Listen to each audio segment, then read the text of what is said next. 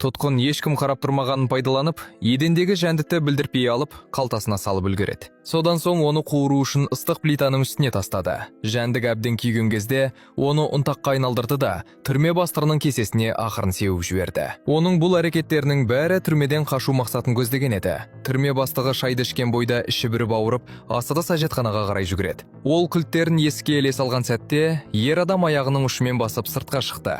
Алдын ала дайындап қойған сабын кесегін алып, кілттердің пішінін түсіру үшін оны қатты басады. Содан соң ештеңе болмағандай кейіп танытып, сабынды әжетхана есігінің қуысына жасырып кетті.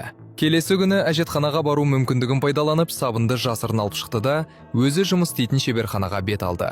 Оның күнделікті жұмысы бөлшектер жасау болғандықтан, кілтті соғып шығу аса қиынға соққан жоқ. Көп ұзамай кілт дайын болады. Бірақ шеберханадан шыға бергенде, тұтқындарды тінтуге кіріскен күзетшілерді көрді. Егер кілт табылып қалса, соңы жаман болатынын ойлаған ер адам қатты саса бастайды. Дегенмен көп ұзамай оның басына бір ой келді.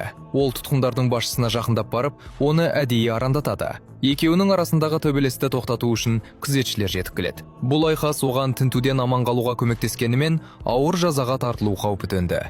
Бақытына орай түрме бастығы тек түрме үшін жинауды бұйырады. Тіпті лазаретті де тазалау керектігін естігенде, ол іштей жымиып қуанып қалды. Лазаретке осыншалықты оңай жақындаймын деп ойламаған еді. Жинап жүрген сыңай танытып, лазарет есігіне таяу келді де, ешкім байқамаған сәтте бәтеңкесіне тығып қойған кілтті суырып алды.